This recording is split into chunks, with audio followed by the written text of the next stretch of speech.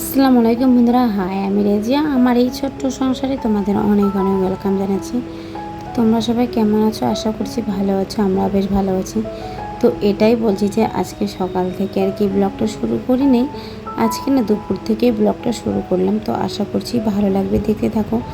আর please বন্ধুরা কেউ skip না করে কন্টিনিউ করার চেষ্টা করো ব্লগটা, আশা করছি ভালো লাগবে।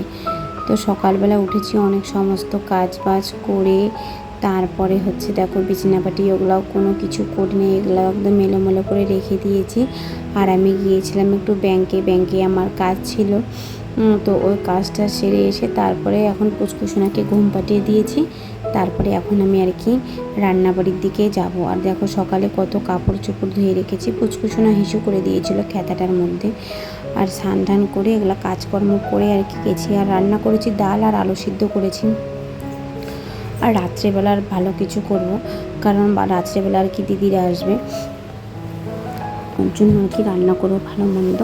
তো ওই যে এখন এদিকে বিছানা বাটিগুলো ভাবছিলাম করে নেব, কিন্তু আধা করে মনে পড়ে যায় খেতাটা তো ভিজা আছে, খেতা তো শুকায় নাই, ওর জন্য পরে করব। কিন্তু আমার এদিকে রান্নাবাড়ি হয়ে গিয়েছে।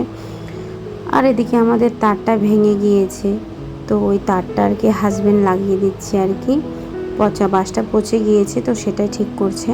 আর এদিকে আমি ঘর দুয়ারগুলো ঝাড়াঝাড়ি করে নিচ্ছি। পুচকুসোনা এখনও ঘুমিয়ে আছে না, তো ভাবলাম কি তাড়াতাড়ি করে কাজগুলো কমপ্লিট করে নিই। তো এদিকে ঘর ঝাড়ু করে নিয়েছি, কিন্তু বিছানাটা করতে পারলাম না, কারণ ওই যে বললাম না খেতাটা এখনও পর্যন্ত ভিজা আছে। তো অনেকবার ওলট পলট করে দিয়েছি। এদিকে ঘর ঝাড়ু করতে করতে পুচকুসোনা কিন্তু উঠে গিয়েছে। তো ওকে কিন্তু খাওয়াতে বসেছি।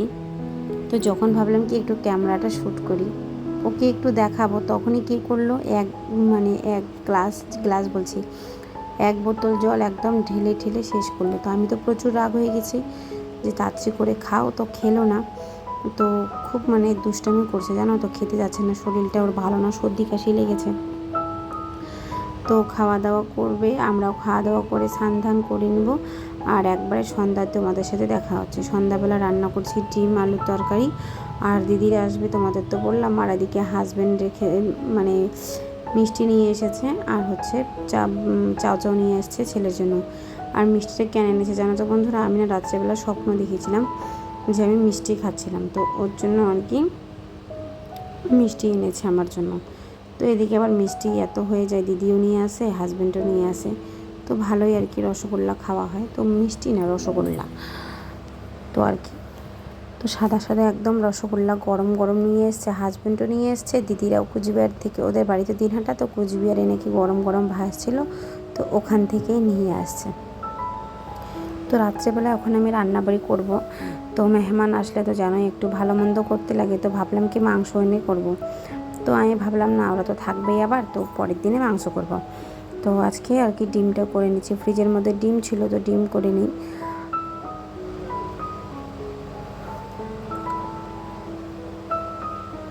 ডিম রান্না করব। আর এই যে চাকুটা নিয়ে এখন এগুলো ভালো করে না কাটবো, ছোটো ছোটো ছোটো ছোটো বলতে কী বলবো, ছোটো ছোটো করে আর কি অল্প অল্প করে কেটে কেটে দেবো।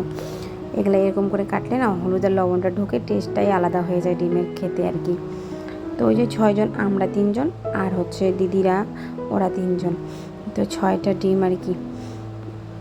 আর পুচকুসোনাকে তো ডিমের কুসুম দেই না, তোমরা জানোই, তো ওর জন্য আর কি আরও না ডিমটাও খায় না।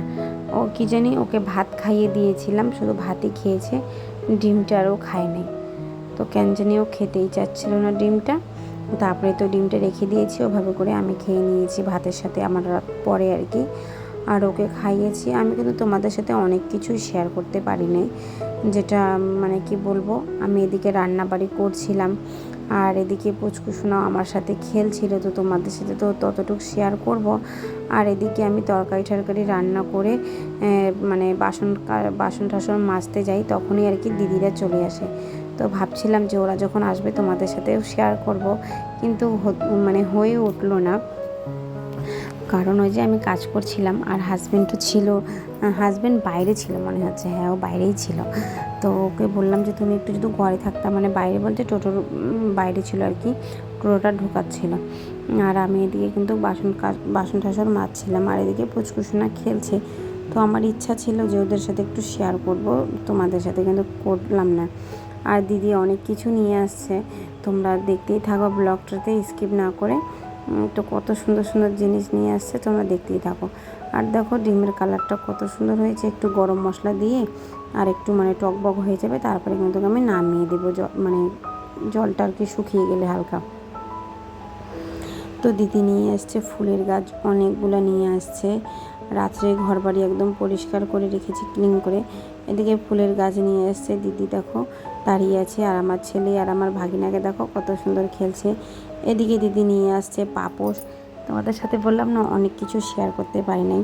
তারপরে দুধ নিয়ে আসছে, মিষ্টি নিয়ে আসছে। আর রাত্রে এখন আমরা খাওয়া দাওয়া করবো, সেটাই তোমাদের সাথে শেয়ার করব। তো খাওয়া দাওয়া করছি, ব্লগটা এখানেই শেষ করছি। ভালো লাগলে লাইক শেয়ার সাবস্ক্রাইব করে পাশে থেকে আজকের জন্য টাটা, গুড নাইট, আল্লাহ হাফেজ।